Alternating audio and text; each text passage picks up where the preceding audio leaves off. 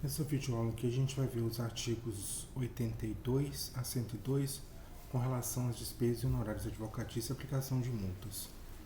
Incumbe às partes promover, artigo 82 já começa dizendo que é incumbência das partes prover as despesas de atos que realizarem ou requerirem, e algumas vezes é preciso antecipar o pagamento desde os primeiros atos processuais até a sentença final com relação ao processo de conhecimento. No que se refere à execução, também precisa também fazer, mesmo que seja no processo de execução, no início de processo de execução. Tudo isso com o objetivo da plena satisfação do direito reconhecido no título, se tratando, obviamente, do processo de execução. É claro que existem as disposições acerca da gratuidade da justiça. Quando for o caso da gratuidade da justiça, não se aplica o recolhimento de custas processuais, despesas, atos processuais. A incumbência do autor quanto ao adiantamento de despesas relativas a ato cuja realização o juiz determinar, seja de ofício, requerimento do Ministério Público, quando este intervém como fiscal da ordem jurídica. Quando chegar a fase de sentença, haverá condenação da parte que perdeu, ou seja, vencido, para pagar ao vencedor as despesas que foram antecipadas no curso do processo. A 83 vai ter uma ressalva com relação ao autor que reside fora do Brasil, seja ele brasileiro, seja ele estrangeiro. O autor brasileiro ou estrangeiro que reside fora do Brasil, ou ele deixa de residir no Brasil no curso do processo, ele precisa prestar, que é com relação ao autor, né, com relação ao réu, ele precisa prestar uma caução suficiente para pagamento das custas processuais e também de honorários advocatícios da parte contrária nas ações que propuser. Isso vai ocorrer, esse recolhimento desse valor concernente à caução só vai ser recolhido quando ele não tiver bens imóveis para assegurar o pagamento de eventuais honorários advocatícios ou pagamento de custas processuais.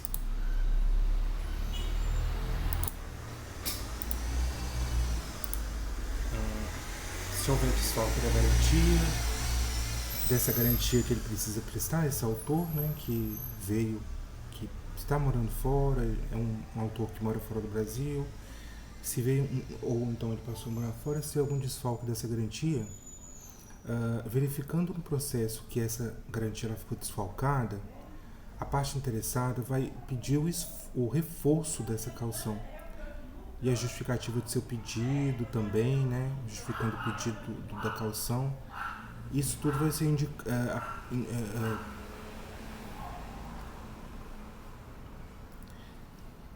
no caso ele vai justificar o pedido com relação à indicação da depreciação do bem que foi dado em garantia e também a importância do reforço que ele está pretendendo obter com esse pedido, tendo em vista o desfalque da garantia que foi verificado. Agora, não se exige essa caução quando o próprio país, né, o Brasil, ele já fez um acordo ou um tratado internacional, um acordo bilateral, um tratado internacional que não precisa fazer esse pagamento de caução. Né? Tem um acordo, um tratado internacional, então o próprio autor provavelmente ele vai trazer aos autos esse acordo, esse tratado internacional, demonstrando que ele não precisa fazer esse recolhimento, porque já há um acordo bilateral, um tratado internacional, que o dispensa desse recolhimento de custos, dessa caução. Né? Agora, se for um processo relacionado à execução fundada em título executivo, extrajudicial ou já na fase de cumprimento de sentença, não é necessário ele fazer trazer nenhum documento comprobatório, nenhum acordo, comprovar acordo, tratado internacional, que a própria lei já diz que não tem exigência de caução para ações fundadas em título executivo extrajudicial e cumprimento de sentença, que então Na verdade, essa previsão é mais com relação ao processo de cognição, fase cognitiva, processo de conhecimento. Também não se exige na fase de, em se tratando, na verdade, de reconvenção. Então, esses três casos não há necessidade de recolhimento de valor relacionado à caução. As despesas processuais abrangem as custas dos atos processuais, indenização de viagem, a remuneração do assistente técnico e também a diária de testemunha.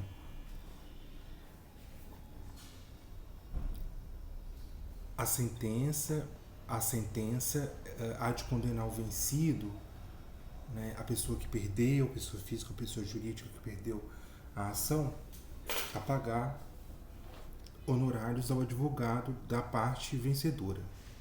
São devidos honorários advocatícios tanto na reconvenção, no cumprimento de sentença provisório ou definitivo, na execução resistida ou não e nos recursos interpostos, tudo isso de forma cumulativa. Então, os honorários advocatícios são devidos na reconvenção, no cumprimento de sentença, todas as fases processuais praticamente, né? Reconvenção, cumprimento de sentença, execução e também se tratando de recursos, tudo isso de forma cumulativa. Nas causas em que foi inestimável ou irrisório o proveito econômico, ou ainda quando o valor da causa ele é muito baixo, o juiz ele vai fixar um patamar para ter esse parâmetro com relação à aplicação dos honorários advocatícios. Isso será feito por apreciação equitativa. Essa apreciação equitativa ela vai observar que os honorários eles têm um percentual, né? Um percentual de 10 a 20%, sendo que o percentual mínimo é de 10% e o valor máximo é de 20%. Geralmente as considerações de honorários são de 10, 15, 20%. Em raras exceções você pode ver 12%, mas geralmente na casa de 10, 15 ou 20%. Então o percentual mínimo é 10% e o percentual máximo é 15%. Esses honorários são fixados tendo em vista o valor da condenação, proveito econômico obtido, ou quando não é possível mensurar esse proveito econômico, você vai verificar o valor atualizado da causa. Para a condenação em honorários advocatícios, você vai observar quatro requisitos, né? Quatro critérios. O grau de zelo do profissional, o lugar da prestação de serviço, a natureza e importância da causa e o trabalho realizado pelo advogado. E também o tempo exigido para o serviço dele com relação à defesa realizada no processo. O tribunal, ao julgar o recurso, também está autorizado a majorar os honorários fixados. Tudo isso levando em conta o trabalho adicional realizado no grau recursal, observando os parâmetros, os dispostos do parágrafo 2º a 6º. Aí, só que o tribunal não pode, é vedado no caso do tribunal, no cômputo geral da fixação dos honorários devidos ao advogado vencedor, ultrapassar esses limites, né, que é de até 20%, que é o mesmo percentual já definido na fase de conhecimento. Então, quando o tribunal vai julgar o recurso, ele também pode majorar os honorários fixados anteriormente ao julgamento realizado pelo 2º grau. Tudo isso vai levar em conta, obviamente, o trabalho realizado, adicional, realizado em grau recursal, observando o disposto nos parágrafos 2º a 6º, só que o tribunal não pode, no cômputo geral, né, da fixação desses honorários devidos ao advogado vencedor, ultrapassar os limites estabelecidos nos parágrafos 2º e 3º para a fase de conhecimento.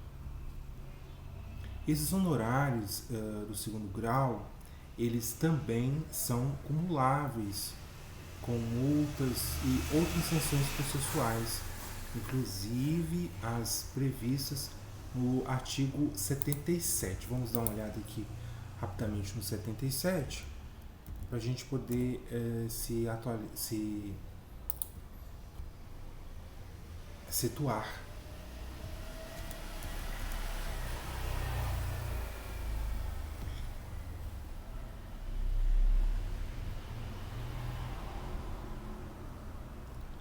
Ok, aqui são os deveres processuais na litigância de má-feirão, são os deveres possuados conforme a verdade e tal. Ok.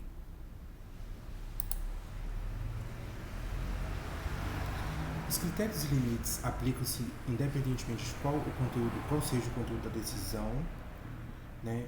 Os critérios, tanto os critérios, né, para a fixação dos honorários, que são, né, grau de zelo, lugar de prestação do serviço, natureza e importância da causa, o trabalho realizado e o tempo exigido, que são os critérios, e os limites de 10 a 20, aplicam-se independentemente de qual seja o conteúdo da decisão, mesmo nos casos de improcedência ou de sentença sem resolução de mérito. Não importa se só vai... porque está querendo dizer o seguinte, não é só nas sentenças de procedência que você vai arbitrar honorários advocatícios. Então, esses critérios para a fixação dos honorários, eles são observados em todos os processos, independentemente de qual seja o conteúdo da decisão.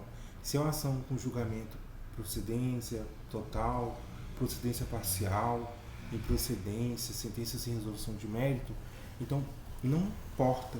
Então, todos esses critérios e limites, eles vão ser observados em statão, sentença. Tem por que não observar. Nas causas em que a Fazenda Pública for parte, a fixação dos honorários ela vai observar todos os critérios e limites acima, só que vai ter a gradação dos percentuais. Primeiramente,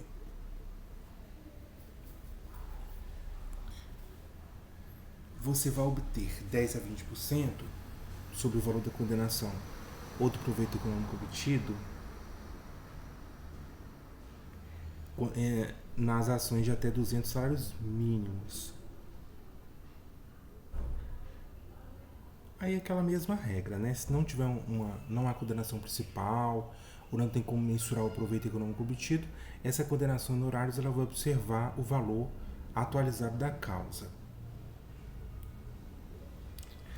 Quando, conforme o caso, a condenação contra a fazenda pública ou o benefício econômico obtido pelo vencedor, ou, no caso, né? Quando, conforme o caso, a condenação contra a fazenda pública é uma condenação, em primeiro lugar, ou é um benefício econômico obtido pelo vencedor, ou o valor da causa fosse, não importa, qualquer condenação contra a fazenda pública com valor superior a 200 salários mínimos, essa fixação de honorários ela vai observar uma faixa inicial. Naquilo que exceder, vai para a faixa subsequente e assim sucessivamente.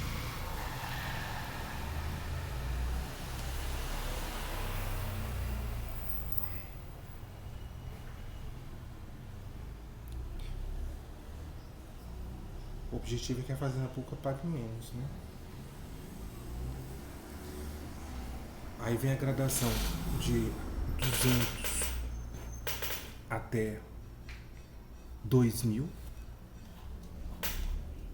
salários mínimos, 8 a 10%. 2.000 a 20.000, 5 a 8%. 20.000 a 100.000, 3 a 5%. 100.000, acima de 100.000, 1 a 3%. Em qualquer das hipóteses acima, se a sentença for líquida, aplica-se os percentuais mencionados desde logo. Sentença ilíquida, a definição do percentual somente vai ocorrer após a liquidação da sentença. Será considerado o salário mínimo vigente quando prolatada a sentença líquida ou que está em vigor na data de decisão de liquidação. Não serão devidos honorários no cumprimento de sentença contra a fazenda pública que enseja expedição de precatório, desde que não tenha sido impugnada. Está fazendo cumprimento de sentença, vai fazer o precatório, não foi impugnado, então não tem honorários advocatícios, porque não foi impugnada. Aí vai correr sem honorários. Percentual de honorários em ações de indenização por ato ilícito contra a pessoa. Aqui é outra coisa, né?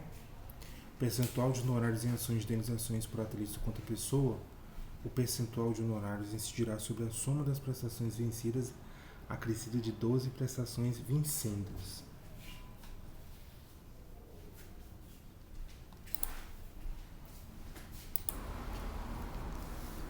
Percentual de honorários em ações de indenizações por ato ilícito contra a pessoa.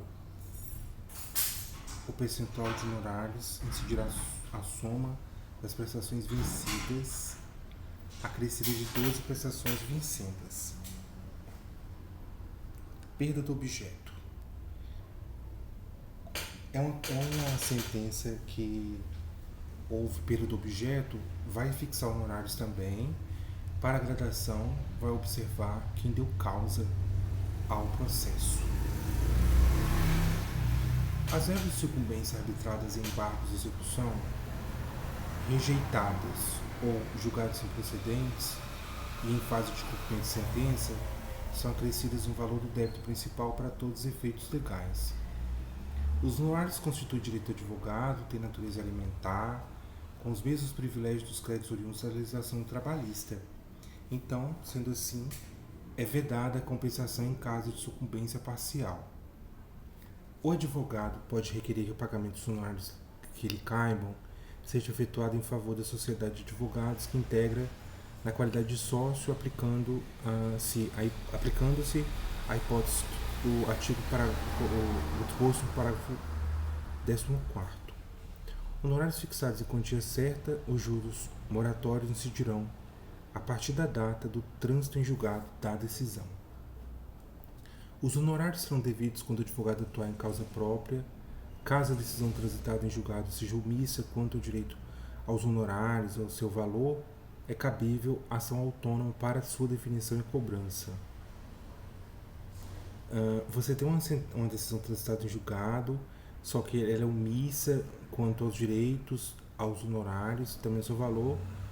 Você pode realizar uma ação autônoma para cobrar esses honorários advocatícios. Os advogados públicos perceberão honorários de sucumbência, tudo nos termos da lei. Se cada litigante for em parte vencedor e vencido, perdeu uma parte, o outro ganhou outra, ficou empatado o jogo, eles irão pagar proporcionalmente as despesas. As despesas serão rateadas, serão proporcionalmente distribuídas entre eles as despesas. Se o litigante sucumbir, perder em parte muito pequena do pedido, aí não tem como, ele foi muito pouco, eram 5 pedidos, ele perdeu só 1, ganhou 4. Nesse caso, quem perdeu, no caso 4, também vai arcar com todas as despesas e também com os honorários advocatícios. Concorrendo a diversos autores ou diversos réus, os vencidos respondem proporcionalmente pelas despesas e também pelos honorários. A sentença deve distribuir entre os litisconsortes, de forma expressa, a responsabilidade proporcional pelo pagamento das verbas previstas acima. Se a distribuição não foi feita, os vencidos respondem de forma solidária pelas despesas e também pelos honorários. Nos procedimentos de jurisdição voluntária, as despesas serão adiantadas pelo requerente e rateadas entre os interessados.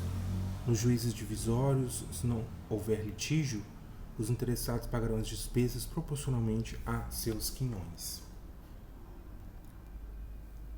Sentença com fundamento em... Aí vem quem é responsável pelo pagamento das despesas, né?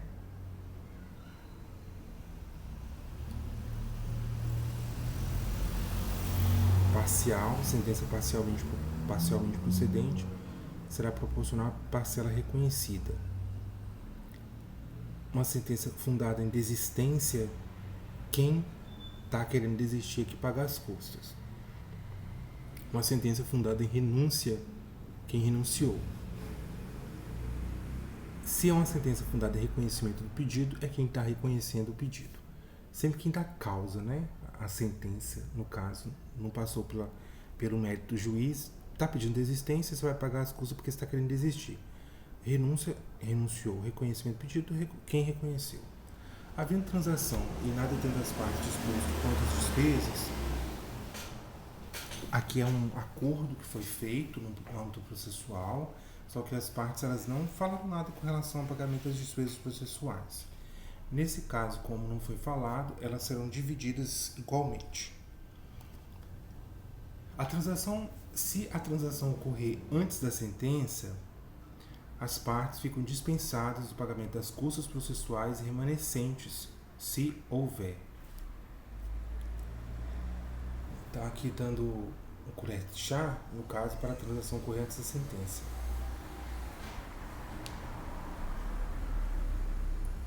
As partes ficam dispensadas do pagamento das custas remanescentes, se houver.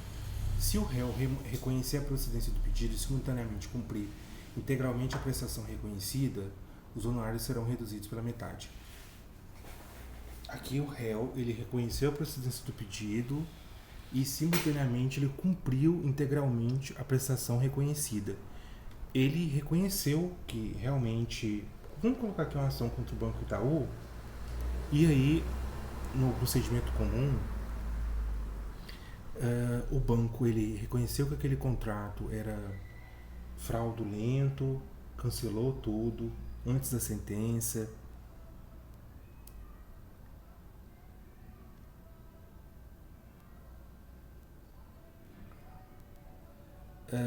Ele também cumpriu integralmente a prestação que ele reconheceu, né, anulou o contrato, inclusive colocou ali um dano moral de R$4.000, tudo ok.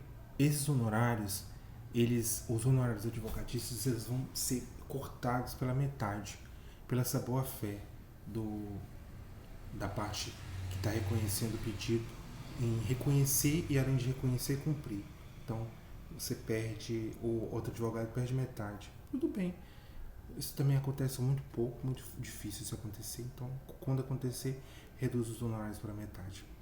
As despesas dos atos processuais praticados em requerimento da Fazenda Pública, do Ministério Público e da Defensoria Pública serão pagas ao final pelo vencido. Então, existem despesas de atos processuais que eles precisam ser praticados. Só que esses requerimentos, esses atos processuais a serem praticados, eles foram requeridos pela Fazenda Pública, presentes públicos, né? Fazenda Pública, Ministério e Defensoria. Essas despesas relativas a esses atos processuais que foram praticados, requerimento desses entes, eles serão pagos lá no final do processo. As perícias requeridas pela Fazenda Pública, MP e Defensoria poderão ser realizadas por entidade pública ou, se houver previsão orçamentária naquele estado, pode também ter os valores adiantados por aquele que requerer a prova.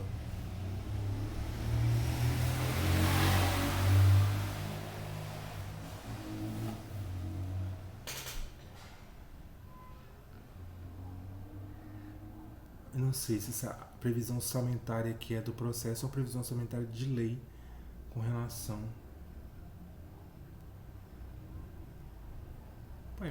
Parece que está requerendo. Não havendo previsão orçamentária no exercício financeiro para adiantamento dos honorários periciais, eles serão pagos no exercício seguinte ou final pelo vencido.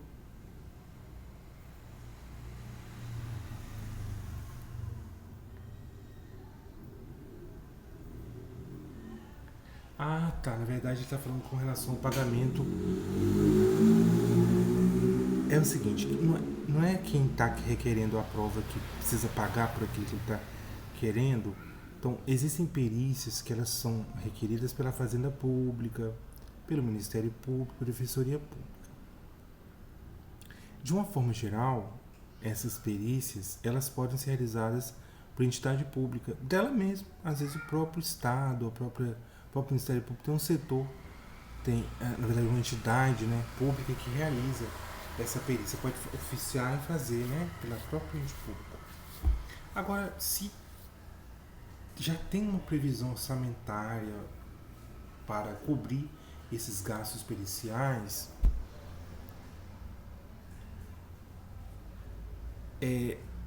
quem está querendo a prova pode adiantar esses valores, né, o Ministério Público, a Defensoria Pública, seja lá quem for, para pagar essa perícia. Agora, se de tudo não tiver previsão orçamentária no exercício financeiro para adiantar esses honorários periciais, esses valores eles serão pagos no exercício seguinte ou no final do processo pelo vencido, caso o processo se encerre antes do adiantamento a ser feito pelo ente público. Quando é requerimento do réu, o juiz proferir sentença sem resolver o mérito, o réu ele fez um pedido e vai acabar fazendo com que o juiz profira uma sentença sem resolução do mérito. Por exemplo, litispendência. Não vou nem colocar litispendência, vou colocar outra coisa. Não importa qual seja, não estou conseguindo lembrar um exemplo agora não. Houve um requerimento do réu, o juiz acabou dando uma sentença sem resolução do mérito.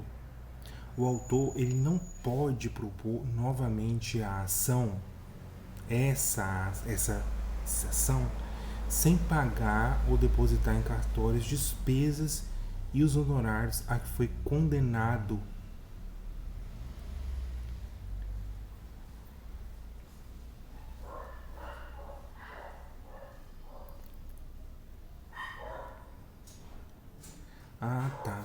Eu vou contar um caso aqui para poder fixar. O processo do Dr. Diogo lá de Xique-Xique, tem uma empresa que ela entrou com um pedido de cobrança contra outra empresa.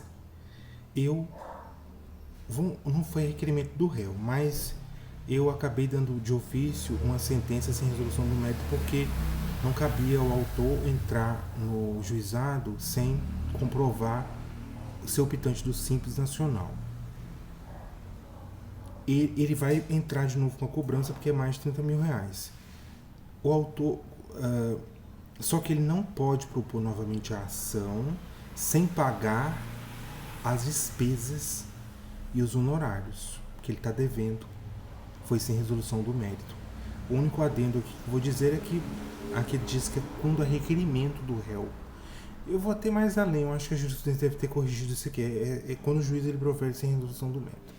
Tá com saldo devedor, não precisa ser necessariamente requerimento do réu, né? A sentença já deu. As despesas de atos adiados ou cuja repetição for necessária ficarão a cargo da parte. Despesas de atos adiados ou cuja repetição for necessária ficarão a cargo da parte, do auxiliar da justiça, do órgão do MP, do Defensoria Pública, do juiz, que sem justo motivo vedado causa adiantamento ou repetição. Despesas de atos adiados. Aqui era um ato para ser praticado, só que não foi possível, ou então fez, mas fez errado, vai precisar fazer de novo.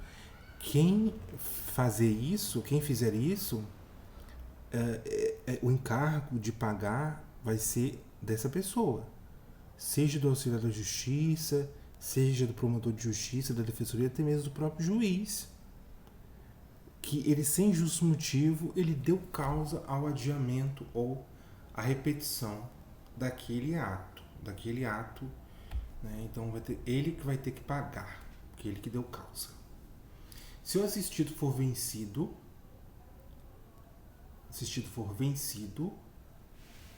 o assistente ele vai ser condenado no pagamento das custas em proporção à atividade que houver exercido no processo, tudo proporcional, né? Com relação assistente, assistido, vai ser proporcional a atuação que ele realizou, exerceu no processo. Cada parte adiantará a remuneração do assistente técnico que houver indicado.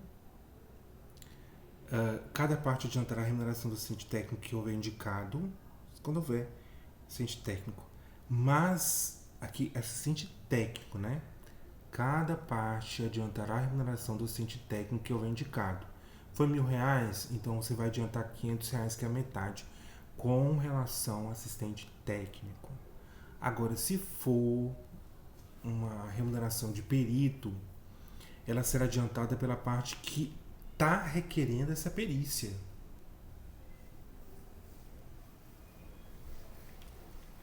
Né? Ou rateada quando a perícia for determinada de ofício ou requerida por ambas as partes. Se você requereu sozinho, você vai adiantar o pagamento do perito porque você está requerendo sozinho. Perícia. Ninguém está requerendo nada. É você que está requerendo, então você vai pagar sozinho. Agora, se o juiz está determinando a perícia, é porque ali ninguém requereu, é o juiz que está requerendo. Só que aí vai dividir entre as partes pagamento. É R$1.000, 500 autor, 500 réu. Agora, se os dois requereram a perícia, um requereu, o outro concordou, um requereu, o outro requereu também, então os dois vão pagar R$500, R$500. Então, só vai pagar sozinho a perícia quem requereu sozinho. O juiz pode determinar que a parte responsável pelo pagamento dos honorários periciais deposite em juízo o valor correspondente. Essa quantia vai ser recolhida através de depósito bancário. A ordem do juiz será corrigida monetariamente e paga de acordo lá com o 465, que é do perito. Quando o pagamento da perícia for de responsabilidade de beneficiário de pessoa que está sob gratuidade da justiça, ela poderá ser custeada com recursos alocados no orçamento do ente público e realizada por servidor do Poder Judiciário ou órgão público conveniado. Ela também pode ser paga com recursos alocados no orçamento da União, do Estado, do DF, no caso de ser realizada por particular, hipótese em que o valor será fixado conforme a tabela do tribunal respectivo, em caso de submissão pela tabela do CNJ.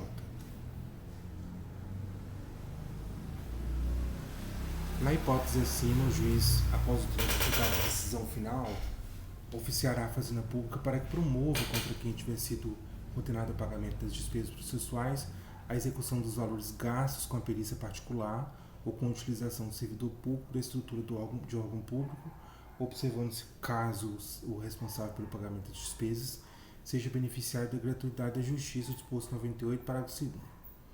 Para fins de aplicação do parágrafo 3º, é vedada a utilização de recursos do Fundo de Custeio da Defensoria Pública para pagamento de perícia. O valor das sanções impostas ao litigante de má-fé vai reverter em benefício da parte contrária, e o valor das sanções impostas aos serventuários vai pertencer à União e ao Estado, conforme o caso. A União e os Estados podem criar fundos de modernização do Poder Judiciário, aos quais serão revestidos os valores de sanções pecuniárias processuais destinados a eles, né, União, Estado, e também outras verbas previstas em lei. Gratuidade da justiça. Tanto a pessoa natural quanto a pessoa jurídica, seja brasileira, seja estrangeira, que está com insuficiência de recursos para pagamento de custos processuais ou despesas e também de honorários, tem direito a processar e está amparado pela gratuidade da justiça na forma da lei. Essa gratuidade abrange taxas, custas, selos postais, despesas com publicação na imprensa oficial. Nesse caso, não precisa publicar em outros meios, né? Indenização devida à testemunha, que quando o empregado receberá do empregador o salário integral, né, vai ser abonado o dia, é como se ela estivesse trabalhando, que ela está cooperando com a justiça. Também despesas para a realização de testes de DNA e outros exames considerados essenciais para o deslinde do feito, honorários de advogado, perito e remuneração do intérprete e tradutor, nomeado para apresentação de versão em português de documento redigido em língua estrangeira. Custo com elaboração de memória de cálculo, quando exigida para a instalação da execução, depósitos previstos em lei para interposição de recurso, propositura de ação, para a prática de outros atos processuais inerentes ao exercício da ampla defesa e do contraditório, e emolumentos devidos a notários ou registradores em decorrência da prática de registro, averbação, qualquer outro ato notarial necessário à efetivação de decisão judicial ou continuidade de processo judicial no qual o benefício tenha sido concedido. Aplica-se o disposto no artigo 95, parágrafo 3º a 5º, ao conselho dos emolumentos previsto no parágrafo 1º, inciso 9 do presente artigo, observada a tabela e as condições da lei estadual ou distrital respectiva. Conforme o caso, o juiz poderá conceder o direito ao parcelamento dessas despesas processuais que o beneficiário tiver de adiantar no curso do procedimento. Se houver alguma dúvida fundada quanto ao preenchimento atual dos pressupostos para a concessão de gratuidade da Justiça, o notário registrador, depois de praticar o ato, que ele vai obedecer a sentença para praticar o ato, depois de praticar, ele pode entrar com pedidos para o juízo competente decidir questões notariais ou registrais, ou até mesmo, se for o caso, a revogação total ou parcial do benefício concedido à parte que foi beneficiada por aquele valor, aliás, pelo parcelamento. E nesse caso, o beneficiário será citado em obediência à ampla defesa para 15 dias manifestar sobre esse requerimento efetuado pelo notário.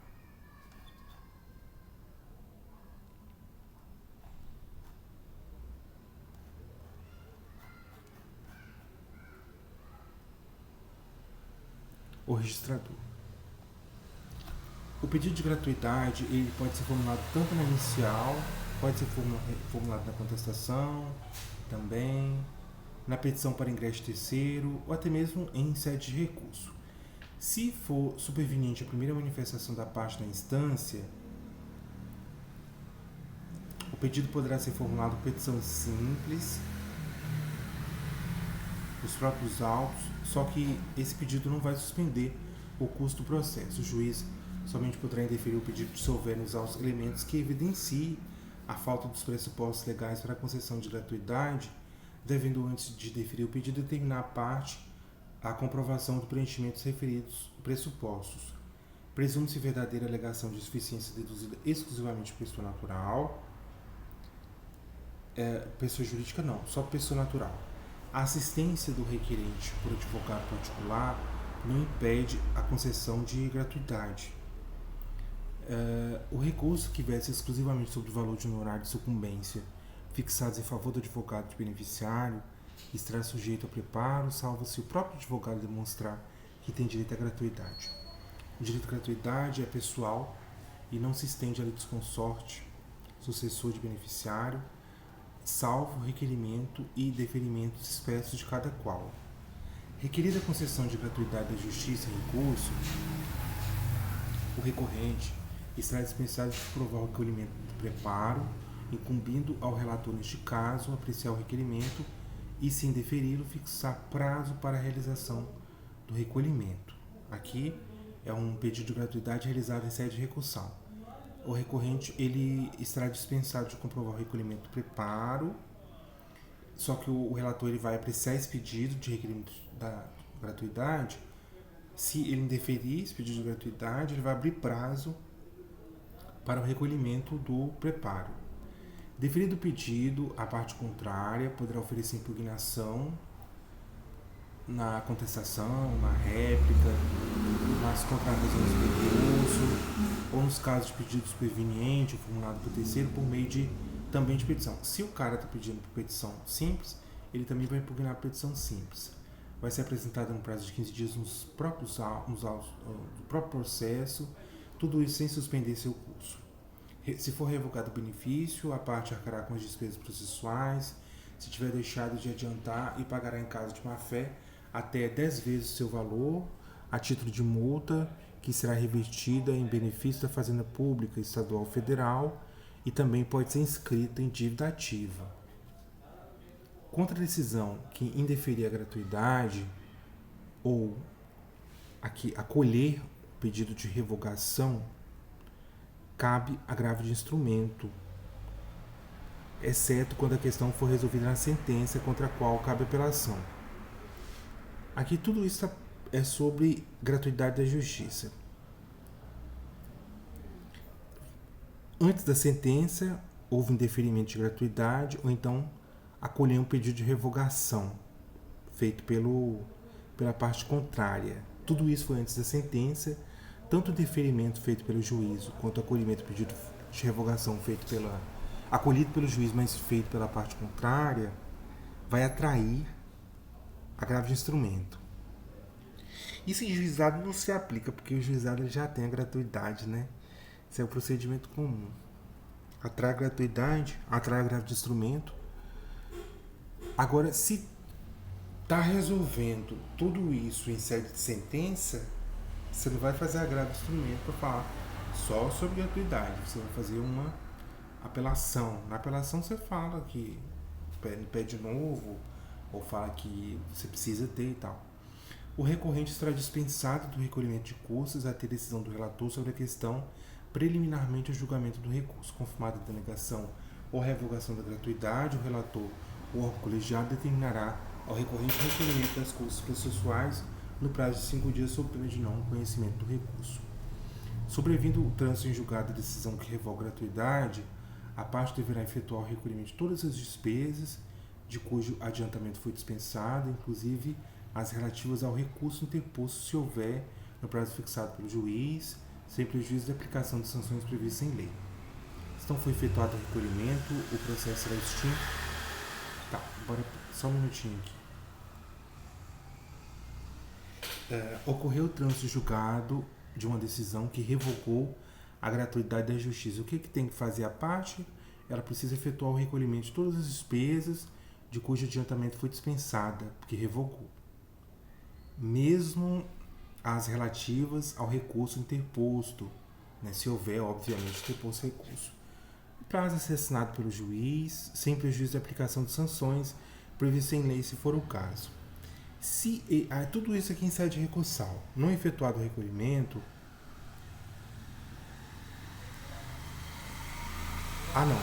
Não é sede recursal só não. Ele está dando aqui, né? Foi revogado e tal. Se não foi efetuado o recolhimento, o processo será extinto sem resolução do mérito. Tratando-se do autor, porque ele não recolheu as custas. Então não tem como analisar o mérito dele, porque ele não pagou as custas.